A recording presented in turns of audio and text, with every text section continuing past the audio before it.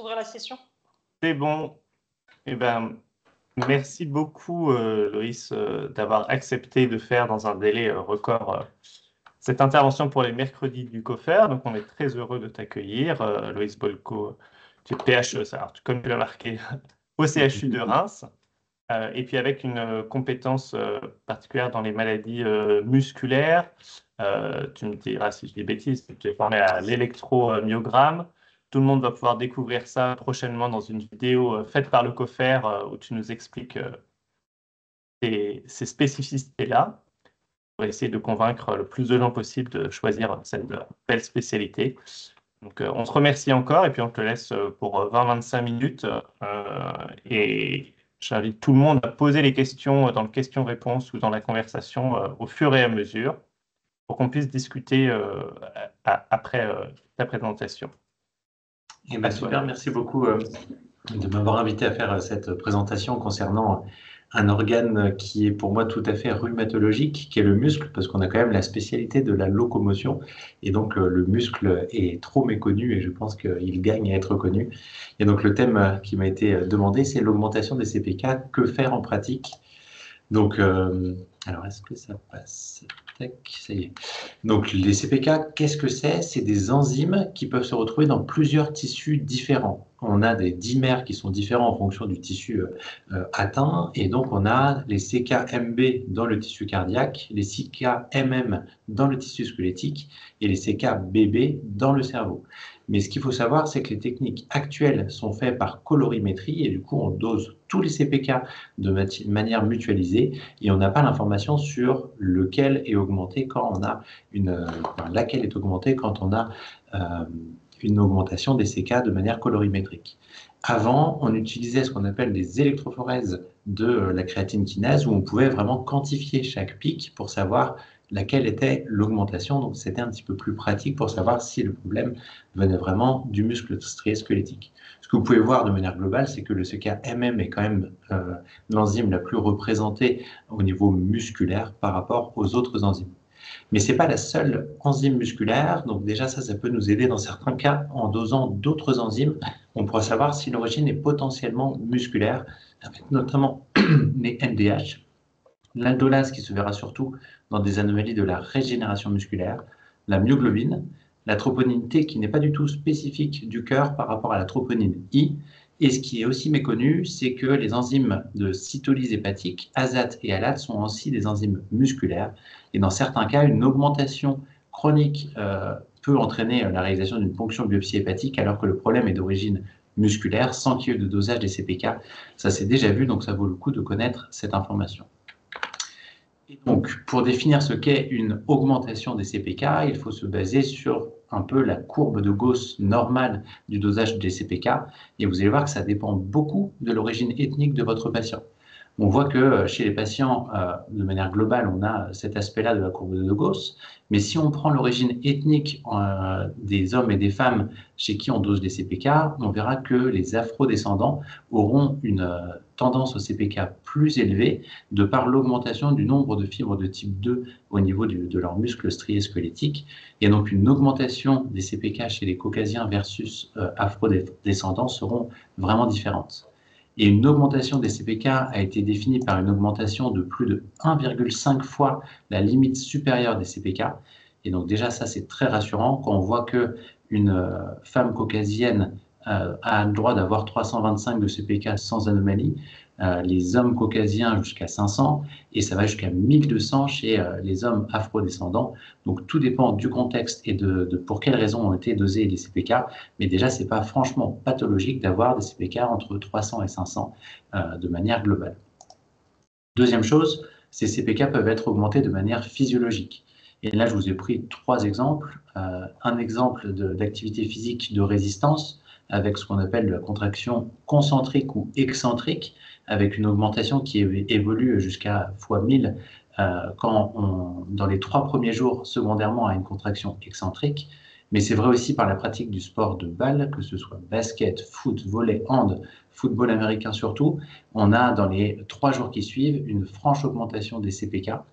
Et c'est vrai aussi pour la marche en descente. Là, c'était une étude où ils avaient pris des patients où ils faisaient de la marche en descente pour une contraction isométrique et excentrique au niveau des mollets. Et ils montraient que jusqu'à 7 jours post-exercice, on avait des augmentations des CPK. Donc, bien interroger le patient, savoir s'il était bien au repos. Et ça, c'est le premier message. Mettre les patients au repos et recontrôler, c'est vraiment hyper important. Et pour vous prouver ça, il y a une étude de cohorte danoise, Tromsø Study, où ils ont évalué dans une cohorte de 12 000 patients qui représentaient un échantillon de la population générale. Ils ont dosé les CPK chez ces 12 000 patients et ils ont vu qu'il y avait 686 patients qui avaient une augmentation des CPK sans forcément avoir de symptômes, ce qui représente 5,3% de la population dosée avec une augmentation des CPK. Et chez ces patients-là, ils leur ont demandé de rester au repos pendant 3 jours, de ne pas consommer d'alcool, d'éviter les traumatismes de manière répétée. Et déjà, rien qu'avec ces mesures simples de repos de 3 jours et pas de consommation d'alcool, les CPK augmentés disparaissaient chez plus de 70% des gens. Donc ça, c'est vraiment le premier message clé de la présentation, c'est si les CPK sont augmentés au-dessus des limites supérieures de la normale en fonction du profil de votre patient, il faut déjà s'assurer qu'il était bien au repos, qu'il n'y avait pas d'activité physique même minime, le fait de faire son jardin, le fait d'avoir marché 5-10 km le week-end par exemple, et recontrôler ces CPK à J7 pour savoir si vraiment on se lance dans des investigations complémentaires en fonction de ce que raconte le patient sur le plan clinique. Car en effet, ce ne sera pas la même chose si le patient est asymptomatique avec un dosage des CPK sans qu'il y ait de symptômes neuromusculaires, ou si le patient a des myalgies proximales, un déficit moteur a fortiori qui sera forcément un peu plus inquiétant, et des signes extramusculaires qui pourraient nous orienter vers la lignée auto-immune notamment. Et donc, à partir de là, ce qui va être important, ça va être de faire un interrogatoire assez précis sur les antécédents, sur la survenue des différents examens, enfin des différents symptômes cliniques, pour orienter la suite de la prise en charge. Et donc, quand on est dans le cas d'une atteinte asymptomatique, il faut connaître les différents diagnostics qui pourront donner une augmentation aspécifique des CPK, comme les problèmes de thyroïde, que ce soit l'hypo ou l'hyperthyroïdie, les problèmes de parathyroïde, et ça c'est un petit peu moins connu. Faire une PTH, un bilan phosphocalcique, c'est important aussi dans les bilans, parce qu'il peut y avoir une augmentation des CPK qui sont juste une conséquence sans qu'il y ait d'atteinte d'organes spécifiques. Des atteintes métaboliques comme l'hypokaliémie qui vont entraîner des défaillances enzymatiques et des accumulations qui peuvent être toxiques pour le muscle. Et les macro-CK. Donc les macro-CK, c'est un petit peu plus rare et un peu plus complexe. Je vous ai montré tout à l'heure l'électrophorèse des créatines kinases qu'on réalisait dans l'ancien temps. C'est quand même utile dans les bilans où les patients ont entre 800 et 1000 de CPK en continu sans symptômes, parce que dans certains cas, c'est des fausses augmentations des CPK du fait de complexes entre les CPK et une macromolécule, qui peut être une immunoglobuline dans les macro-CK de type 1, ou des macroprotéines qu'on ne connaît pas forcément dans les macro-CK de type 2.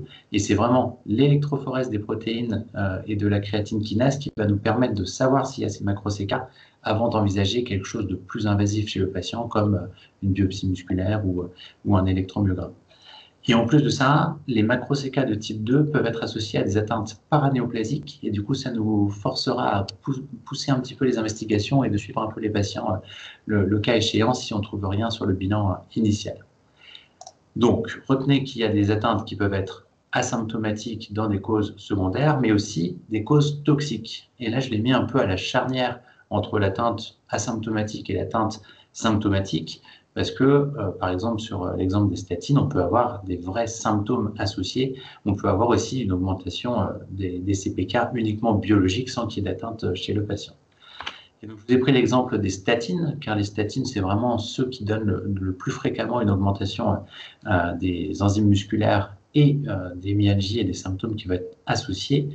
Et donc ça, c'était un papier de Anne Tournadre qui avait montré que, en plus de bloquer la voie du cholestérol et du LDL, donc la fonction première des statines qui sont utilisées en prévention primaire et secondaire dans les atteintes cardiovasculaires, l'HMG-CoA réductase est aussi importante dans le muscle pour l'homéostasie énergétique et la fonction mitochondriale. Et donc, si on bloque l'HMG-CoA réductase, chez certains patients qui ont des HLA particuliers, on pourra avoir une atteinte au niveau musculaire à type de myalgie, et on pourra même avoir de temps en temps des myopathies nécrosantes auto-immunes induites par les statines. J'y reviens juste après. Et donc, comment réagir devant une toxicité au niveau des statines? Il y a deux choses à faire. Quel est le titre de CPK? Est-ce que c'est inférieur ou supérieur à 4 fois la limite supérieure? Et est-ce que le patient est symptomatique? Et vous voyez, ça va de la simple myalgie tolérable, et quand on prend juste l'augmentation des CPK et la myalgie tolérable, on a déjà plus de 50% des toxicités des statines. Et dans de rares cas, ça peut se compliquer vraiment de choses un peu plus sévères, comme des vraies atteintes musculaires avec une myopathie qui peut être réversible à l'arrêt des traitements, voire le déclenchement d'une maladie auto-immune. Et donc ça, c'était dans le fameux papier de Anne Tournadre en 2020, où elle avait donné une conduite à tenir très pratique, que j'aime beaucoup, centrée sur le titre des CPK et centrée sur la présence ou non de déficit. Comme je vous disais, CPK faiblement élevé et myalgie, on arrête le traitement pendant 2 à 4 semaines, on s'assure que ça revient dans l'ordre. Si ça revient dans l'ordre, on peut réintroduire le même traitement, ou on peut faire un cycling dans les statines, en privilégiant peut-être la rosuvastatine, qui est un peu moins biotoxique selon les études. Et si ça persiste ou s'il y a toujours les symptômes qui reviennent, on change de classe en fonction des facteurs de risque cardiovasculaire des patients. Par contre, si les CPK sont supérieurs à 4 fois la normale, et a fortiori s'il y a une rhabdomyolyse, c'est-à-dire supérieure à 10 fois la normale, là il faut arrêter de manière un petit peu plus prolongée, s'assurer de la normalisation à la fois biologique, mais aussi clinique, parce que s'il apparaît un déficit moteur, c'est probablement que le patient a développé une maladie auto-immune associée à l'utilisation des statines, avec la production par le corps d'anticorps qui ciblent l'HMG-CoA réductase, et qui sera du coup une maladie auto-immune musculaire qui persistera dans le temps, qui ne sera pas réversible malgré l'arrêt des traitements. Et donc cette première forme de myopathie auto-immune induite par les statines me permet d'introduire le groupe des myosites. Donc les myosites, c'est un peu comme les polyarthrites, mais pour le muscle, c'est des maladies qui ont en commun le fait d'avoir une atteinte musculaire inflammatoire auto-immune, et en fonction du groupe, on pourra avoir des atteintes systémiques qui sont associées. On pourra avoir une atteinte cutanée, on pourra avoir une atteinte articulaire, on aura souvent des pneumopathies interstitielles qui seront présentes, et on aura des fameux anticorps spécifiques de myosites que je vais vous détailler, parce que vous allez voir, c'est assez pratique, c'est des choses qu'il faut connaître et qui peuvent aider grandement au diagnostic de ces maladies auto-immunes musculaires.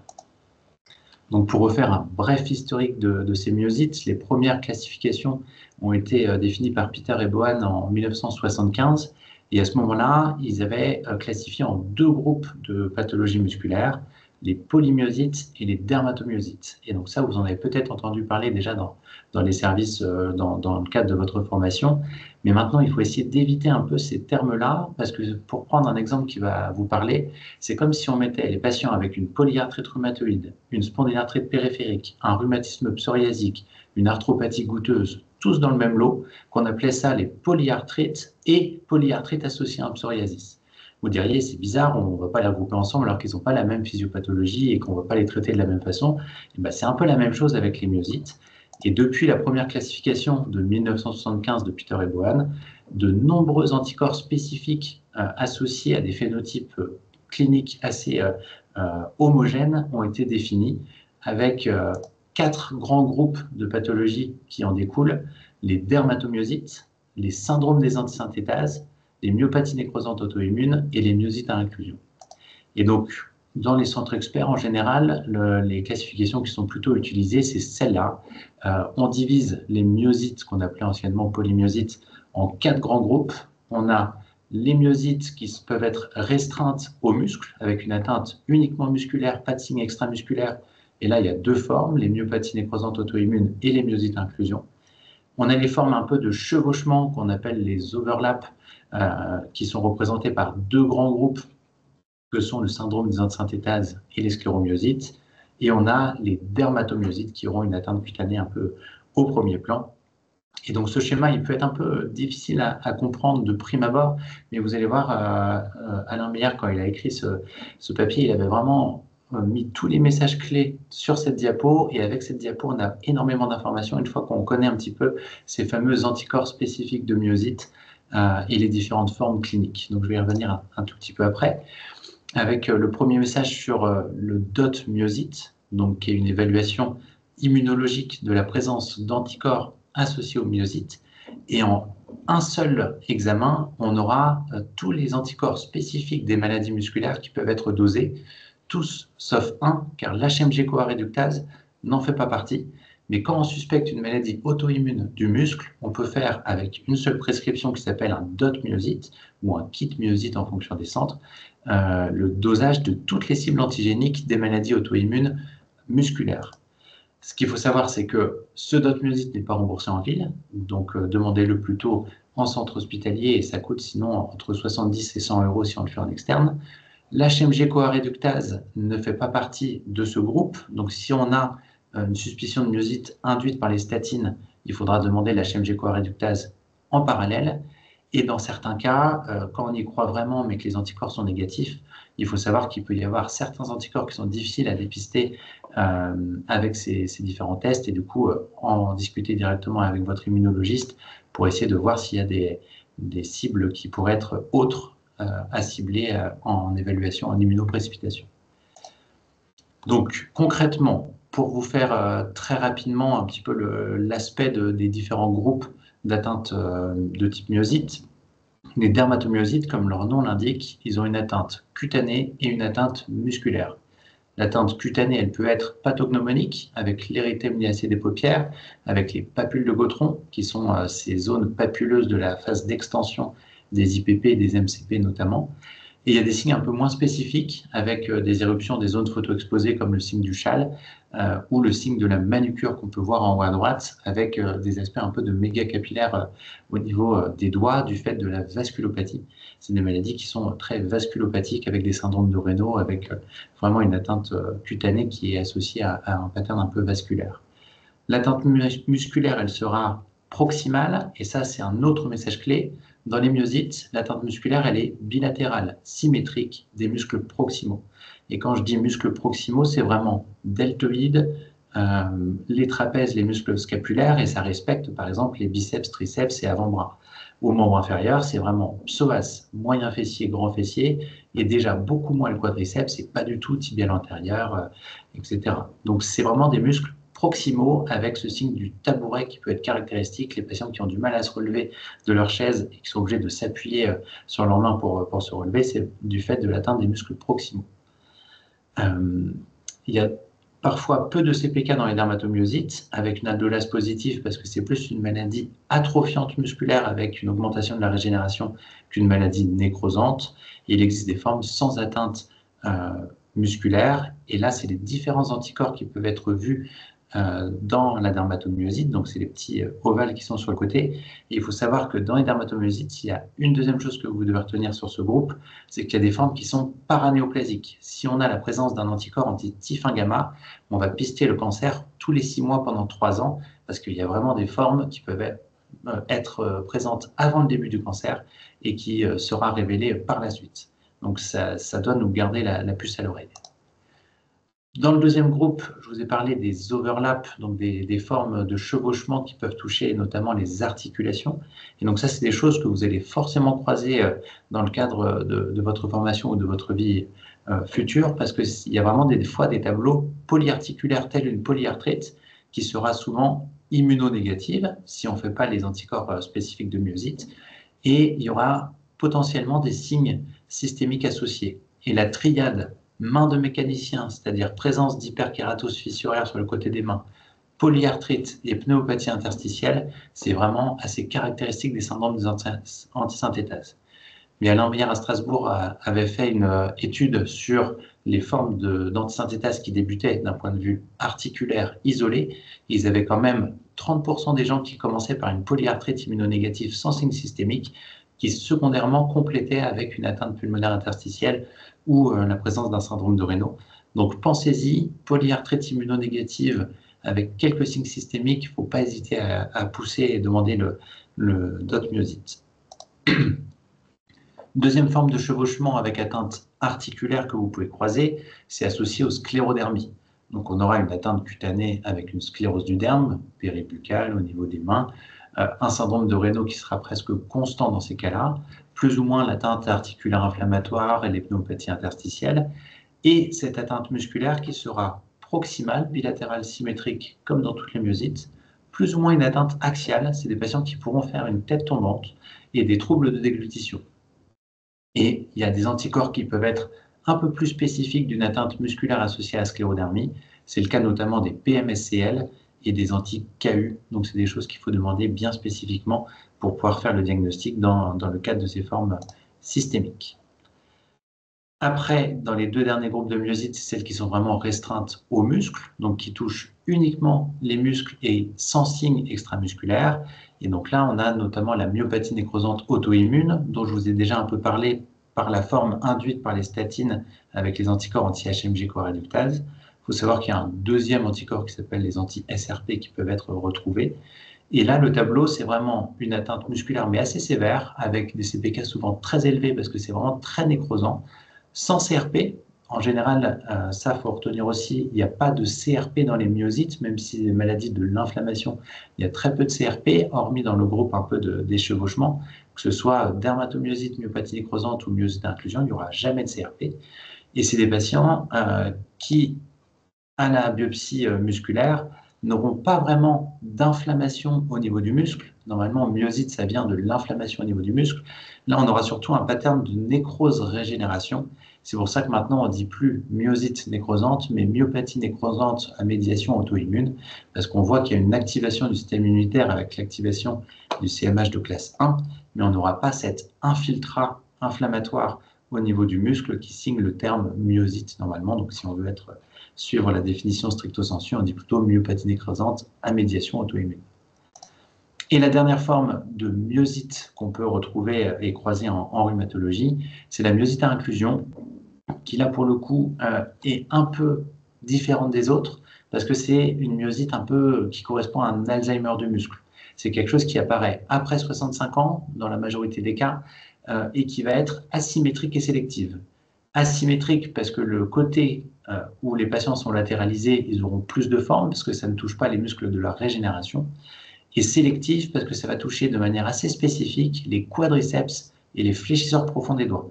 C'est des patients qui n'arriveront plus à fermer les dernières phalanges. Ils arriveront à fermer la main, mais pas les dernières phalanges.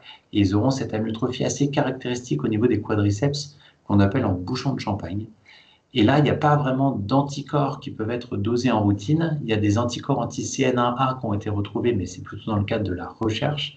Et là, du coup, c'est vraiment la biopsie musculaire qui va nous aider à poser le diagnostic, parce qu'on verra déjà cet infiltrat inflammatoire et l'activation du CMH de classe 1 qui va signer la lignée auto-immune, mais on aura aussi l'accumulation des protéines de dégénérescence musculaire, un peu comme les protéines phosphoto qu'on peut voir dans le Alzheimer, avec cet aspect de vacuole bordée qu'on aura au niveau de la biopsie musculaire.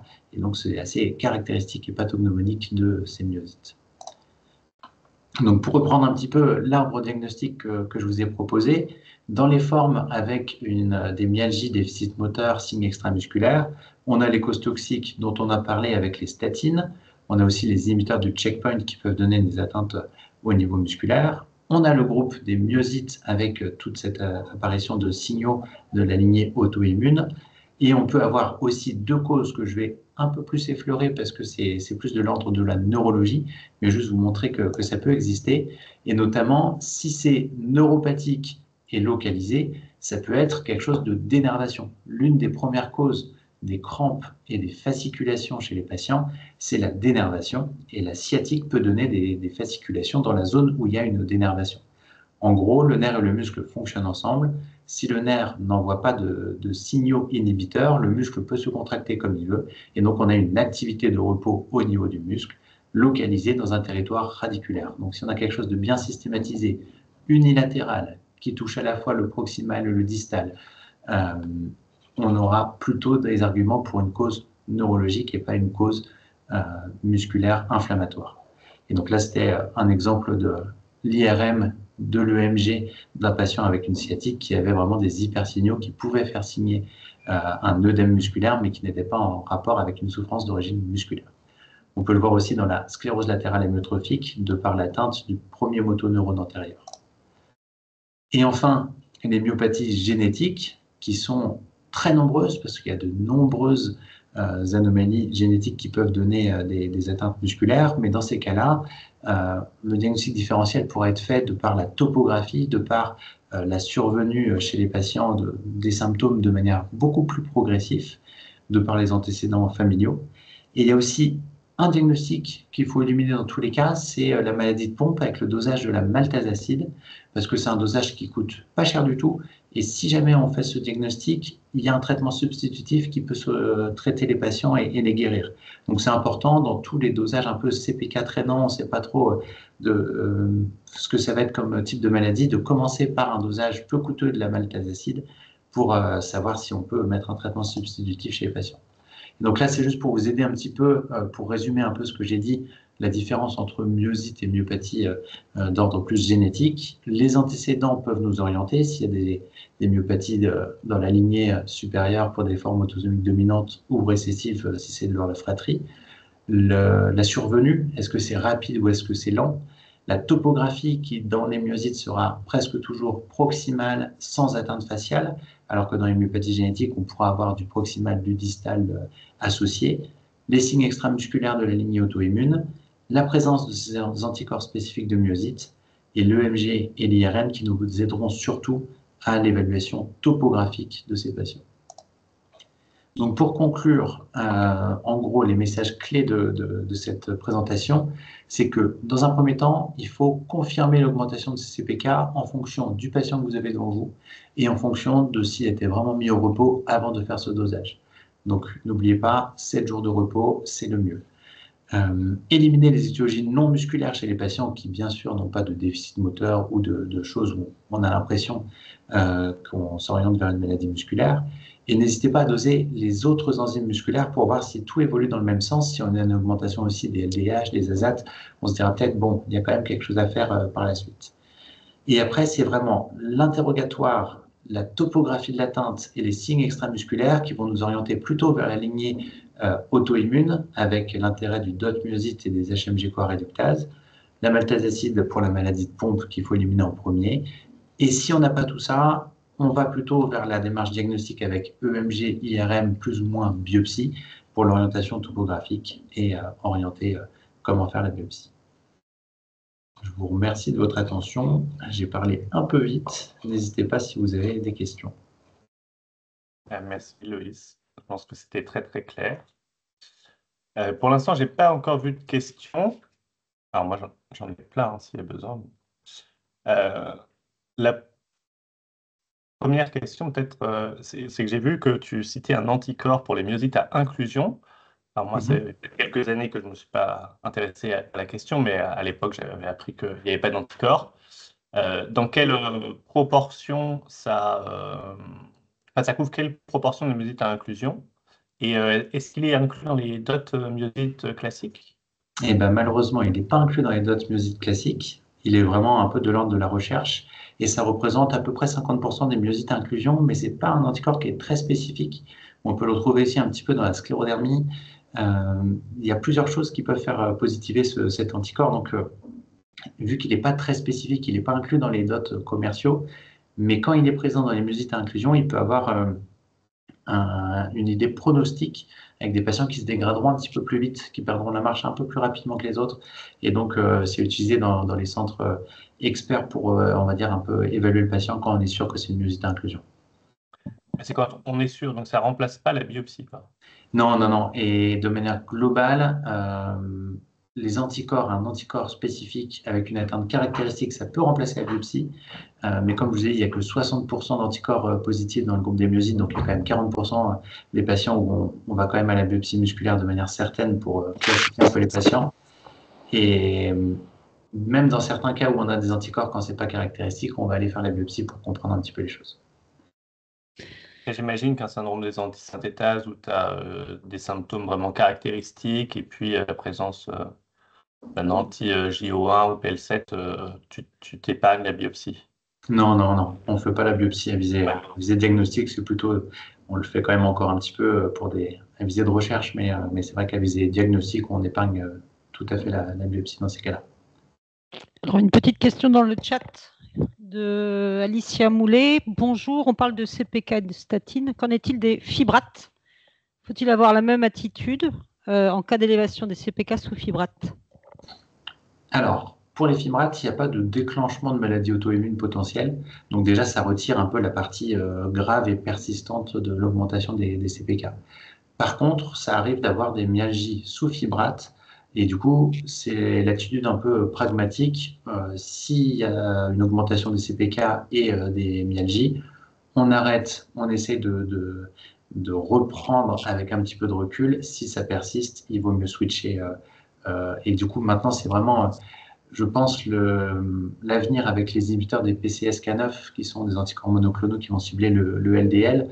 Je pense que c'est des patients, quand ils ont des intolérances multiples musculaires et qu'ils ont vraiment besoin d'avoir une cible LDL basse, c'est vraiment ces patients-là qu'il faut adresser aux endocrinologues ou aux cardiologues pour discuter de ces anticorps monoclonaux. Ok. Alors, est-ce que je peux te poser une question, Loïs? Moi, j'avais, comme Guillermo, ça fait longtemps que je n'ai pas regardé toute la littérature, mais moi, j'avais l'habitude de faire des dosages 3 jours d'affilée, avant et après l'effort, en faisant monter les escaliers dans les services hospitaliers. Tu n'en as pas parlé. Est-ce que c'est complètement obsolète? Alors, je ne me permettrai pas de dire que c'est obsolète, mais ce n'est pas quelque chose que j'ai connu. Donc, c'est pas quelque chose que j'ai fait et que j'ai vu. Donc, je sais pas si c'est des choses qui ont changé ou si c'était un peu centre dépendant. Mais j'ai jamais fait ça comme ça pour les CPK. D'accord. Tu es charmant. Il y a plein de messages de soutien de gens qui te disent que c'était super. Du sud de la France, et puis un qui est peut-être Il y en a un de très Reims. partial de Reims, On ne comprend qui pas. dit que il t'aime. J'ai peut-être juste une dernière remarque. Je me souviens d'un patient qui a traîné longtemps en cardiologie avec une recherche de péricardite parce que CPK était augmenté, qu'il n'était pas très échogène. En écho, ils avaient un doute sur est-ce qu'il y a un épanchement, etc. Et il a mis très longtemps, et il disait qu'il avait mal aux mains, mais il s'en fichait. Donc il a mis très longtemps avant d'atterrir finalement en rhumato, et où il avait, pour le coup, un certain nombre des antisynthétases assez typiques. Mais c'est vrai que, comme tu disais bien, c'est une enzyme qui n'est pas non plus spécifique du muscle, et il y a plein de circonstances où on va être, enfin, pas être spécifique du muscle non cardiaque. Et parfois, ouais, l'enquête est très orientée en fonction du spécialiste qui voit le patient au départ. Ouais, tout à fait. C'est ce que je disais tout à l'heure. Enfin, c'était pas exactement le sujet, donc je vais pas trop développer, mais j'ai vu plusieurs patients avec des myopathies nécrosantes, donc des formes vraiment spécifiques du muscle, avec une atteinte qui des fois était un peu polysymptomatique, mais avec des CPK élevés, qui avaient eu une ponction biopsie hépatique avant même d'avoir un dosage des CPK. Et pareil, des bilans de myocardite ou de myopéricardite qui n'avaient pas eu d'évaluation systémique, alors que les patients, ils avaient tout. Ils avaient les mains de mécaniciens, le syndrome de Raynaud. Et donc, c'est vrai que ça gagne à être connu. Et c'est pareil, les cardiologues, les plus grands prescripteurs de statine ne connaissent pas forcément les myopathies nécrosantes anticorps anti-HMG, quoi. Donc ça, c'est assez incroyable, et je trouve que ça gagne à être connu, même si c'est extrêmement rare. Quand je vous ai montré la prévalence, c'est 1 pour 1 million de patients traités sous statine, donc c'est pas non plus hyper commun. Le fait que si les CPK persistent quand on arrête les statines, bah on s'arrête là et on fait rien de plus, ça, il faut vraiment que les cardiologues le connaissent et le sachent. Merci beaucoup. Je pense à l'image de tous les messages qui sont envoyés. C'était vraiment très très clair et je pense très pratique pour tout le monde. Et on vous donne rendez-vous alors dans 3 semaines, le 23 avril, pour discuter encore d'orientation diagnostique, cette fois-ci en radiologie avec Sébastien Touraine, qui est radiologue et qui parlera des lacunes osseuses. Bon après-midi à tout le monde. Bon après-midi, merci. Merci à vous.